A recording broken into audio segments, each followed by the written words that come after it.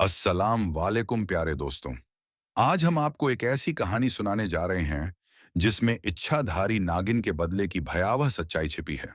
यह कहानी राजस्थान के एक छोटे से गांव से शुरू होती है, जहां एक साधारण इंसान की गलती ने उसके पूरे जीवन को बदल दिया। हम सभी ने फिल्मों और किताबों में नाग नागिन के प्यार की कहानियां सुनी हैं कि कैसे उनका प्यार अटूट होता है और अगर कोई उनमें से एक को मार दे तो दूसरा बदला लेकर ही दम लेता है। दोस्तों, आज की इस कहानी में हम देखेंगे कि कैसे अल्लाह की मखलूकात के साथ अन्याय करने वालों का अंजाम क्या होता है। कुरान शरीफ हमें सिखाती है कि हर जीव का सम्मान करना चाहिए, चाहे वह कितना भी छोटा क्यों ना हो। हजरत मोहम्मद सल्लल्लाहु अलैहि वसल्लम ने भी हमें जीवों के प्रति दया दिखाने की शिक्षा दी है। राजस्थान के नूरगढ़ नामक गांव में अब्दुल्लाह नाम का एक गरीब युवक रहता था। अब्दुल्लाह अपने छोटे भाई फरीद और अम्मी जान के साथ एक छोटे से घर में रहता था। उसके वालिद जान का इंतकाल बचपन में ही हो चुका था और तब से अब्दुल्लाह ने ही घर की जिम्मेदारी संभाली थी। अब्दुल्लाह के पास कुछ बकरियां और गायें थीं, जिनका दूध बेचकर वह अपने परिवार का पेट पालता था। रमजान के महीने में भी अब्दुल्लाह रोजा रखते हुए अपना काम करता और अम्मी जान के लिए इफ्तारी का इंतजाम करता था। उसकी जिंदगी में बस अल्लाह का शुक्र और मेहनत थी। एक बार ईद के कुछ दिन पहले अब्दुल्लाह ने अपने छोटे भाई फरीद को गायों को चराने के लिए भेजा। फरीद अभी महज 12 साल का था, लेकिन अब्दुल्लाह की मदद के लिए हमेशा तैयार रहता था। अब्दुल्लाह ने उसे कहा, फरीद, बस सूरज डूबने से पहले गायों को वापस ले आना और रास्ते में किसी अजनबी से बात मत करना। फरीद ने जी भाईजान कहा और गायों को लेकर चराई के लिए चला गया। गाय की गुमशुदगी। शाम को जब फरीद वापस लौटा तो अब्दुल्लाह ने पाया कि एक गाय गायब है। वह सबसे कीमती गाय थी, जिसका नाम मोती था। अब्दुल्लाह ने फरीद से पूछा, फरीद, मोती कहाँ है? फरीद ने घबराते हुए कहा, भाईजान, पता नहीं, शायद वह जंगल में कहीं रह गई होगी। मैं उसे ढूंढता रहा, लेकिन वह मिली नहीं। अब्दुल्लाह की अम्मी जान ने कहा, बेटा, अल्लाह ने दी है और अल्लाह ही ने ली है। चिंता मत करो, मोती अल्लाह के हवाले। लेकिन अब्दुल्लाह जानता था कि उस गाय के बिना उनका गुजारा मुश्किल होगा, इसलिए उसने फैसला किया, फरीद, तुम घर पर रहो, मैं जंगल जाकर मोती को ढूंढ लाता हूं। अपनी अम्मी जान से दुआ लेकर वह चल पड़ा। उसने अपने साथ लाठी और एक मशाल ली, क्योंकि अब शाम हो चुकी थी और जंगल में अंधेरा छाने लगा था। जिपुनार्स जंगल में अजीब रोशनी। अब्दुल्लाह मोती को ढूंढते ढूंढते जंगल के अंदर चला गया। मोती मोती वे आवाज लगाता हुआ आगे बढ़ता गया। उसे अब थोड़ा डर भी लग रहा था, क्योंकि यह जंगल अजीब अफवाहों के लिए मशहूर था। गांव वाले कहते थे कि इस जंगल में जिन्नात और अजीब मखलूकात रहती हैं। पर अब्दुल्लाह ने बिस्मिल्लाहिर्रहमानिर्रहीम पढ़ा और आगे बढ़ता रहा। तभी अचानक उसकी नजर एक अजीब सी रोशनी पर पड़ी, जो झाड़ियों के बीच से चमक रही थी। पहले तो उसने सोचा कि शायद कोई जुगनू होगा, लेकिन यह रोशनी ज्यादा तेज थी और हरे नीले रंग की थी। अब्दुल्लाह धीरे धीरे उस रोशनी की तरफ बढ़ा। जैसे जैसे वह नजदीक पहुंचा, उसे महसूस हुआ कि यह कोई अजीब सी चमकदार वस्तु है। यह गहरी झाड़ियों के बीच छिपी हुई थी। अब्दुल्लाह को लगा कि यह कोई बेशकीमती रत्न हो सकता है। उसने सोचा, अगर यह सचमुच कोई कीमती पत्थर है, तो मैं इसे बेचकर अपनी गाय से कई गुना ज्यादा पैसे कमा सकता हूँ। अम्मी जान का इलाज भी करवा सकता हूँ और फरीद को मदरसे में पढ़ने के लिए भेज सकता हूँ। इन विचारों में खोया हुआ अब्दुल्लाह ने अपनी लाठी से उस चमकदार वस्तु को हिलाने की कोशिश की, लेकिन वह हिली नहीं। उसने लाठी से थोड़ा और जोर लगाया। तभी अचानक एक भयानक आवाज आई, सस, और उस चमकदार वस्तु के पास से एक विशाल नाग सामने आया। अब्दुल्लाह समझ गया कि वो चमकदार चीज कोई रत्न नहीं, बल्कि इच्छाधारी नाग की नागमणि थी। उसकी लाठी जब नागमणि पर पड़ी तो नाग को चोट लग गई थी। नाग ने गुस्से से अब्दुल्लाह पर हमला कर दिया। अब्दुल्लाह घबरा गया और बचाव में उसने अपनी लाठी से नाग पर वार कर दिया। लाठी नाग के फन पर लगी और नाग वहीं गिर पड़ा। अब्दुल्लाह ने डर के मारे बार बार लाठी से वार किए और अंत में नाग ने दम तोड़ दिया। जब अब्दुल्लाह को समझ आया कि उसने क्या कर दिया है, तो उसके पैरों तले से जमीन खिसक गई। उसने सुना था कि नाग नागिन अपने साथी की मौत का बदला जरूर लेते हैं। उसके दिल में खौफ समा गया और वह वहां से भागने के लिए मुड़ा। लेकिन तभी उसकी नजर उस चमकदार नागमणि पर पड़ी। नाग के मरने के बाद नागमणि झाड़ियों से बाहर आ गई थी और अब अजीब सी रोशनी बिखेर रही थी। अब्दुल्लाह को याद आया कि उसने सुना था कि नागमणि बड़ी शक्तिशाली होती है और इसे रखने वाला इंसान कभी गरीब नहीं रहता। लालच में आकर अब्दुल्लाह ने नागमणि उठा ली और अपनी जेब में रख ली। नाग के शव को वहीं छोड़कर वह जल्दी से अपने घर की ओर भाग गया। यह उसकी जिंदगी की सबसे बड़ी गलती थी। अब्दुल्लाह ने घर आकर किसी को भी नागमणि के बारे में नहीं बताया। उसने नागमणि को एक कपड़े में लपेटकर अपनी चारपाई के नीचे छिपा दिया। अगली सुबह अल्लाह का करिश्मा देखिए, मोती गाय अपने आप घर लौट आई। अब्दुल्लाह की अम्मी जान ने कहा, देखा बेटा, अल्लाह ने हमारी मदद की, शुक्र है अल्लाह का। अब्दुल्लाह ने खामोशी से सर हिलाया। उसके मन में नागमणि का लालच समाया हुआ था। उसने सोचा, जरूर यह नागमणि का असर है, अब मेरी किस्मत खुलने वाली है। वाकई कुछ ही दिनों में अब्दुल्लाह की किस्मत चमकने लगी। उसकी गायों का दूध पहले से दोगुना हो गया। बाजार में उसका दूध सबसे पहले बिक जाता और लोग उसे ज्यादा पैसे देने लगे। अब्दुल्लाह ने जल्द ही और गायें खरीदी और फिर एक छोटा सा जमीन का टुकड़ा भी ले लिया। अब्दुल्लाह की अम्मी जान हैरान थी कि अचानक उनकी किस्मत कैसे बदल गई। वह कहती, अल्लाह जिसे चाहे अजीज करता है और जिसे चाहे जलील, ये सब अल्लाह का फजल है। लेकिन अब्दुल्लाह जानता था कि यह अल्लाह का फजल नहीं, बल्कि नागमणि का जादू था। वह अब नागमणि को एक ताबीज में डालकर अपने गले में पहनने लगा था, ताकि यह हमेशा उसके पास रहे। उधर जंगल में जब इच्छाधारी नागिन अपने साथी के पास लौटी, तो उसने उसे मरा हुआ पाया। उसके सदमे और गम का कोई ठिकाना नहीं था। वह अपने साथी के इर्द गिर्द घूमती रही, उसे जगाने की कोशिश करती रही, लेकिन सब बेकार था। अंत में जब उसे यकीन हो गया कि उसका साथी वाकई में मर चुका है, तो उसने बदला लेने की कसम खाई। नागिन के आंसू नाग के शरीर पर गिरे और उसने आसमान की तरफ देखकर दुआ की, मैं अल्लाह, मेरे साथी के कातिल को सजा दे, मुझे बदला लेने में मदद कर। नागिन ने नाग की आंखों में देखा और वहां उसे कातिल का चेहरा नजर आया, अब्दुल्लाह का चेहरा। और साथ ही उसे यह भी पता चला कि उसकी कीमती नागमणि भी अब्दुल्लाह ने चुरा ली है। नागिन का गुस्सा और बढ़ गया। वह बदला लेने के लिए बेताब थी, लेकिन वह जानती थी कि जब तक अब्दुल्लाह के पास नागमणि है, तब तक वह उस पर हमला नहीं कर सकती। नागमणि के पास शक्ति है नाग नागिन से रक्षा करने की। इसलिए नागिन ने एक चाल चली। उसने अपना रूप बदला और एक खूबसूरत औरत का रूप धारण किया। उसने अपना नाम आयशा रखा और अब्दुल्लाह के गांव की तरफ चल पड़ी। अब अब्दुल्लाह नूरगढ़ गांव का सबसे अमीर आदमी बन चुका था। नागमणि की शक्ति से उसने बहुत धन कमाया था। उसने अपना पुराना घर छोड़कर गांव के बाहर एक बड़ा सा हवेली बनवा ली थी। उसके पास कई नौकर और कई गाड़ियां थीं। अब्दुल्लाह की अम्मी जान अब बूढ़ी हो गई थी और अक्सर बीमार रहती थी।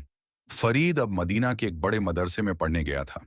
अब्दुल्लाह अकेलापन महसूस करने लगा था और शादी करने के बारे में सोच रहा था। एक दिन जब अब्दुल्लाह अपनी नई कार में सफर कर रहा था, तो उसने रास्ते में एक खूबसूरत औरत को रोते हुए देखा। वह औरत कोई और नहीं, बल्कि नागिन का रूप धारण किए हुए आयशा थी। अब्दुल्लाह ने कार रोकी और पूछा, बहन, क्या हुआ? आप क्यों रो रही हैं? आयशा ने आंसू पोंछते हुए कहा, मेरा नाम आयशा है। मैं अपने शौहर के साथ पास के गांव में रहती थी, लेकिन उसने मुझे तलाक दे दिया और घर से निकाल दिया। अब मैं बेसहारा हूं, कहीं जाने को जगह नहीं है। अब्दुल्लाह को आयशा पर तरस आ गया। उसने कहा, आप फिक्र ना करें, मेरे घर में मेरी अम्मी जान अकेली हैं। आप वहां रह सकती हैं और उनकी देखभाल में मदद कर सकती हैं। आयशा मुस्कुराई और कार में बैठ गई। दाढ़ी नौ आयशा की चाल। आयशा अब्दुल्लाह के घर आ गई और उसकी अम्मी जान की सेवा करने लगी। अम्मी जान को भी आयशा बहुत पसंद आई। वह अक्सर कहती, बेटा अब्दुल्लाह, अल्लाह ने हमारे घर में फरिश्ता भेज दिया है। आयशा बिल्कुल मेरी बेटी जैसी है। धीरे धीरे आयशा और अब्दुल्लाह के बीच दोस्ती गहरी होने लगी। अब्दुल्लाह को आयशा की सादगी और खूबसूरती दोनों पसंद आने लगी। वह उसके साथ बातें करना पसंद करता था। एक दिन अब्दुल्लाह ने आयशा से कहा, मैं तुमसे एक बात कहना चाहता हूं, क्या तुम मेरे साथ शादी करोगी? आयशा ने शर्माते हुए हाँ कह दिया। अब्दुल्लाह बहुत खुश हुआ और उसने अपनी अम्मी जान को यह खुशखबरी सुनाई।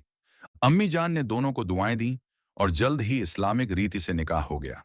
गांव वाले हैरान थे कि अब्दुल्लाह ने एक अजनबी औरत से शादी कर ली, लेकिन अब्दुल्लाह ने किसी की बात नहीं सुनी। निकाह के बाद आयशा और अब्दुल्लाह एक कमरे में रहने लगे। आयशा हर वक्त अब्दुल्लाह के गले में पहनी नागमणि के ताबीज को देखती रहती थी। उसका असली इरादा वही था, नागमणि को वापस लेना और अपने साथी की मौत का बदला लेना। एक रात जब अब्दुल्लाह गहरी नींद में था, आयशा धीरे से उठी और उसके गले में पड़े ताबीज को छूने की कोशिश की। लेकिन जैसे ही उसका हाथ ताबीज के नजदीक पहुंचा, अब्दुल्लाह की आंखें खुल गईं। क्या कर रही हो आयशा? अब्दुल्लाह ने पूछा। आयशा ने तुरंत अपना हाथ वापस खींच लिया और कहा, कुछ नहीं, बस आपके गले में यह ताबीज देख रही थी। यह बहुत खूबसूरत लग रहा है। अब्दुल्लाह को शक हुआ, लेकिन उसने कुछ नहीं कहा। उस रात के बाद वह सोते समय भी ताबीज को अपनी मुट्ठी में कसकर पकड़े रखता था। आयशा की दूसरी चाल। आयशा ने समझ लिया कि चोरी छिपे नागमणि को पाना मुश्किल है, इसलिए उसने अपनी रणनीति बदली। वह अब्दुल्लाह के लिए स्पेशल खाना बनाने लगी, जिसमें वह थोड़ा थोड़ा जहर मिलाने लगी। ये जहर इतना धीमा था कि अब्दुल्लाह को तुरंत कुछ नहीं होता, लेकिन धीरे धीरे वह कमजोर होने लगा। अम्मी जान को लगने लगा कि अब्दुल्लाह पर किसी की नजर लग गई है। उन्होंने आयशा से कहा, बेटी, मुझे लगता है अब्दुल्लाह पर किसी की बुरी नजर लग गई है। हमें उसके लिए दम करवाना चाहिए। आयशा ने कहा, अम्मी जान, फिक्र ना करें। मैं एक अच्छा सा ताबीज बना रही हूं अब्दुल्लाह के लिए। इंशाअल्लाह वह जल्द ठीक हो जाएगा। अब्दुल्लाह भी महसूस करने लगा था कि उसकी सेहत गिर रही है। उसने सोचा, शायद यह उस गुनाह की सजा है जो उसने नाक को मारकर किया था। ईद उल अजहा का दिन आ गया। गांव में जश्न का माहौल था। आयशा ने अब्दुल्लाह से कहा, आज मैं आपके लिए स्पेशल सेवैयां बनाऊंगी। आप मेरे साथ बाजार चलिए, हमें कुछ सामान लाना है। अब्दुल्लाह तैयार हो गया और दोनों बाजार गए। वहां आयशा ने कई तरह के मसाले और मिठाइयां खरीदी। रास्ते में उन्होंने एक सुंदर झील देखी और आयशा ने कहा, चलिए थोड़ी देर यहां बैठते हैं। दोनों झील के किनारे बैठ गए। आसमान में चांद निकल आया था और चारों तरफ खूबसूरत नजारा था। आयशा ने अब्दुल्लाह से पूछा, आपके गले में यह ताबीज क्या है? मैंने देखा है कि आप इसे कभी नहीं उतारते। अब्दुल्लाह ने हिचकिचाते हुए कहा, यह यह एक खास ताबीज है जिसने मेरी किस्मत बदल दी। आयशा ने कहा, क्या मैं इसे एक बार देख सकती हूं, बस थोड़ी देर के लिए? अब्दुल्लाह ने इनकार कर दिया, नहीं, मैं इसे किसी को नहीं दिखा सकता। आयशा ने जिद की, प्लीज, मैं आपकी बीवी हूं, मैं सिर्फ देखना चाहती हूं, छूना नहीं। अब्दुल्लाह फिर भी नहीं माना। इस पर आयशा ने गुस्से से कहा, आप मुझ पर भरोसा नहीं करते? मैंने आपके लिए इतना कुछ किया, आपकी अम्मी जान की इतनी सेवा की, और आप मुझ पर भरोसा नहीं करते? अब्दुल्लाह शर्मिंदा हो गया। उसने सोचा, आयशा ठीक कह रही है, वह उसकी बीवी है, उसे दिखाने में क्या हर्ज है। अब्दुल्लाह ने अपने गले से ताबीज निकाला और आयशा को दिखाने के लिए अपनी हथेली पर रखा। जैसे ही नागमणि आयशा के सामने आई, उसकी आंखों में चमक आ गई। अब्दुल्लाह ने देखा कि आयशा की आंखें अजीब तरह से चमक रही हैं। अचानक आयशा ने अब्दुल्लाह के हाथ से नागमणि छीन ली और एक झटके से पीछे हट गई। आयशा, ये क्या कर रही हो? अब्दुल्लाह चिल्लाया। आयशा मुस्कुराई, लेकिन यह मुस्कान अलग थी, डरावनी और क्रूर। तभी अब्दुल्लाह के सामने एक अद्भुत और भयानक नजारा हुआ। आयशा का चेहरा बदलने लगा, उसकी आंखें सांप जैसी हो गईं और उसका पूरा शरीर विशाल होने लगा। अब्दुल्लाह समझ गया, आयशा नहीं, यह तो इच्छाधारी नागिन थी, वही नागिन जिसके साथी को उसने मार डाला था। अल्लाह, मुझे बचा लो! अब्दुल्लाह चिल्लाया और भागने के लिए मुड़ा, लेकिन अब बहुत देर हो चुकी थी। नागिन पूरी वाना बिस्मिल्लाहिर्रहमानिर्रहीम। जैसे ही नागमणि आयशा के सामने आई, उसकी आंखों में चमक आ गई। अब्दुल्लाह ने देखा कि आयशा की आंखें अजीब तरह से चमक रही हैं। अचानक आयशा ने अब्दुल्लाह के हाथ से नागमणि छीन ली और एक झटके से पीछे हट गई। आयशा, ये क्या कर रही हो? अब्दुल्लाह चिल्लाया। आयशा मुस्कुराई, लेकिन यह मुस्कान अलग थी, डरावनी और क्रूर। तभी अब्दुल्लाह के सामने एक अद्भुत और भयानक नजारा हुआ। आयशा का चेहरा बदलने लगा, उसकी आंखें सांप जैसी हो गईं और उसका पूरा शरीर विशाल होने लगा। अब्दुल्लाह समझ गया, आयशा नहीं, यह तो इच्छाधारी नागिन थी, वही नागिन जिसके साथी को उसने मार डाला था। अल्लाह, मुझे बचा लो! अब्दुल्लाह चिल्लाया और भागने के लिए मुड़ा, लेकिन अब बहुत देर हो चुकी थी। नागिन पूरी तरह से अपने असली रूप में आ चुकी थी, एक विशाल चमकदार नागिन जिसका फन फैला हुआ था और जिसकी आंखों में खून की प्यास थी। अब्दुल्लाह, नागिन ने फुसफुसाते हुए कहा, तुमने मेरे साथी को मारा और फिर उसकी नागमणि चुरा ली। तुमने मुझसे मेरा सब कुछ छीन लिया। अब मैं तुमसे तुम्हारी जिंदगी छीन लूंगी। अब्दुल्लाह पीछे हटता गया, लेकिन उसके पैर झील के किनारे से फिसल गए और वह गिर गया। मैंने जानबूझकर नहीं किया था, अब्दुल्लाह ने मिन्नतें करते हुए कहा। मुझे माफ कर दो। मेरी अम्मी जान, फरीद, उनका क्या होगा? नागिन ने कहा। क्या तुमने मेरे साथी को माफ किया था? क्या तुमने एक बार भी सोचा कि तुमने एक निर्दोष जीव की जान ली है? नहीं, तुम्हें सिर्फ लालच दिखा और अब अल्लाह की अदालत में तुम्हारा हिसाब होगा। नरवा, बदले की आग। अब्दुल्लाह ने अपनी आंखें बंद कर लीं और शहादत का कलमा पढ़ने लगा। ला इलाहा इल्लल्लाह मुहम्मदुर रसूलुल्लाह। वह जानता था कि उसका अंत सामने था। नागिन ने अब्दुल्लाह पर हमला कर दिया। उसका विषैला डंक अब्दुल्लाह के सीने में घुसा और पल भर में ही जहर उसके पूरे शरीर में फैल गया। अब्दुल्लाह के मुंह से एक चीख निकली और वह वहीं झील के किनारे गिर पड़ा। नागिन ने अपनी नागमणि को अपने फन के बीच रखा और अब्दुल्लाह के मरते शरीर को देखने लगी। तुमने मेरे साथी की लाश को जंगल में छोड़ दिया था। मैं तुम्हारे साथ ऐसा नहीं करूंगी, नागिन ने कहा। मैं तुम्हारे शरीर को तुम्हारे घर पहुंचा दूंगी ताकि तुम्हारी अम्मी जान तुम्हें दफना सकें। नागिन ने अपनी पूंछ से अब्दुल्लाह के शरीर को उठाया और उसे अपने साथ घसीटते हुए गांव की ओर चल पड़ी। डैशनस गांव में हड़कंप। अचानक एक विशाल नागिन को अपने बेटे की लाश घसीटते देख अब्दुल्लाह की अम्मी जान की चीख निकल गई। गांव वाले दौड़ते हुए आए और यह भयानक नजारा देखा। एक विशाल नागिन जिसने एक इंसान की लाश को अपनी पूंछ से कसकर पकड़ रखा था। कुछ लोगों ने नागिन पर हमला करने की कोशिश की, लेकिन नागिन ने अब्दुल्लाह की लाश को अम्मी जान के सामने छोड़ दिया और फिर तेजी से गांव से बाहर की ओर भागने लगी। लोगों ने उसका पीछा किया, लेकिन वह रात के अंधेरे में गायब हो गई। जब लोग वापस आए तो वे चौंक गए। अब्दुल्लाह के शरीर पर अजीब निशान थे जो नागिन के डंक के थे और उसके चेहरे पर एक अजीब सा भाव था, जैसे वह अपने अंत को जानता था। फरीद भी वापस आ गया था और अम्मी जान के साथ रो रहा था। गांव के मौलवी साहब ने कहा, यह अल्लाह का हुक्म है, कोई भी अल्लाह के फैसले से बच नहीं सकता। दफन के कुछ दिन बाद अब्दुल्लाह की अम्मी जान और फरीद को अब्दुल्लाह के कमरे में एक पत्र मिला, जिसमें अब्दुल्लाह ने अपने पाप के बारे में लिखा था। कैसे उसने नाग को मारा था, कैसे उसने नागमणि चुराई थी और कैसे उसके बाद से उसकी किस्मत चमक गई थी। पत्र पढ़कर अम्मी जान का दिल टूट गया। उन्होंने फरीद से कहा, बेटा, अब्दुल्लाह ने बहुत बड़ी गलती की थी। उसने अल्लाह की एक मखलूक को बेवजह मारा और फिर चोरी की। अल्लाह ऐसे गुनाहों को माफ नहीं करता। फरीद ने पूछा, अम्मी जान, क्या आयशा भाभी वाकई में वह नागिन थी? अम्मी जान ने आह भरते हुए कहा, हाँ बेटा, वह इच्छाधारी नागिन थी जो अपने साथी की मौत का बदला लेने आई थी। मैंने कई बार अब्दुल्लाह को चेताया था कि उसके चेहरे में कुछ अजीब है, लेकिन वह नहीं माना। इस घटना के बाद गांव के मौलवी साहब ने जुम्मे की नमाज के बाद एक खास बयान दिया। उन्होंने कहा, प्यारे भाइयों और बहनों, अब्दुल्लाह के साथ जो हुआ वह हम सब के लिए एक सबक है। अल्लाह ने हर जीव को पैदा किया है और हर जीव का सम्मान करना हमारा फर्ज है। मौलवी साहब ने कुरान शरीफ की आयत पढ़ी, और जमीन पर कोई भी जानवर नहीं है और न कोई पंख फैलाने वाला पक्षी है, मगर वे तुम्हारी तरह ही उम्मतें हैं। अल-अनाम 38।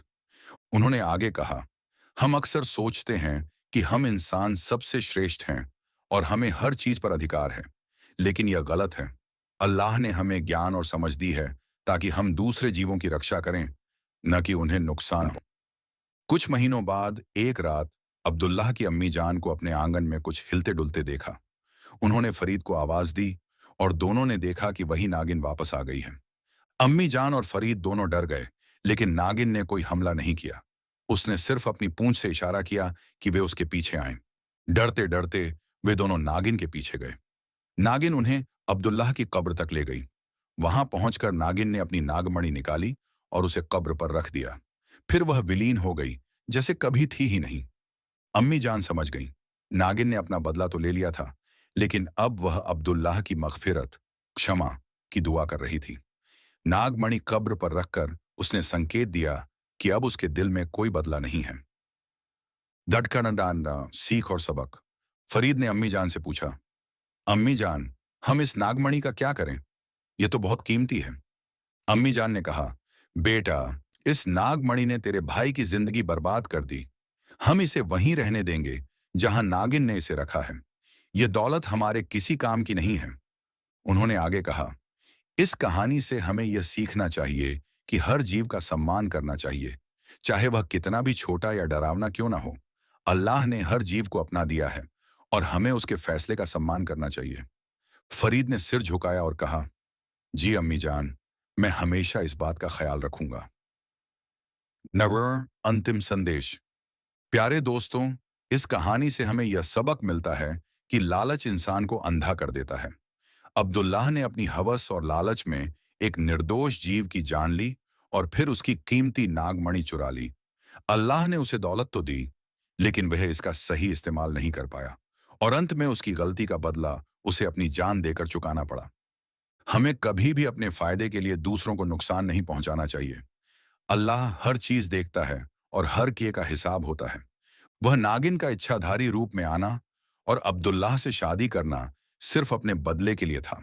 वह अपने प्यार के बदले में उसे मौत की सजा देना चाहती थी और उसने ऐसा ही किया। हालांकि अंत में नागिन ने भी महसूस किया कि बदला लेने से उसका दर्द कम नहीं हुआ। इसलिए उसने नागमणि वापस कब्र पर रखकर माफी मांगी और इस बात का संकेत दिया कि अब उसके दिल में कोई नफरत नहीं है। इस तरह अल्लाह ने हमें दिखाया कि अंत में माफी और प्यार ही सबसे बड़ी ताकत है। दोस्तों, हम सबको अल्लाह से डरना चाहिए और हमेशा अच्छे कर्म करने चाहिए। जीवों की रक्षा करनी चाहिए, अत्याचार नहीं करना चाहिए। और अगर कभी गलती से भी हमसे किसी जीव को नुकसान पहुंचे, तो तौबा कर अल्लाह से माफी मांगनी चाहिए और अपनी गलती का कफ्फारा देना चाहिए। आज की इस कहानी में हमने देखा कि कैसे एक इच्छाधारी नागिन ने अपने साथी की मौत का बदला लिया। यह कहानी हमें सिखाती है कि हमें हमेशा अल्लाह के बनाए हर जीव का सम्मान करना चाहिए। उम्मीद है आपको यह कहानी पसंद आई होगी। अगर आपको यह कहानी अच्छी लगी तो इसे लाइक करें, शेयर करें और हमारे चैनल को सब्सक्राइब करें। इंशाअल्लाह बहुत जल्द हम आपके लिए ऐसी ही और रोचक कहानियां लेकर आएंगे। अल्लाह हाफिज।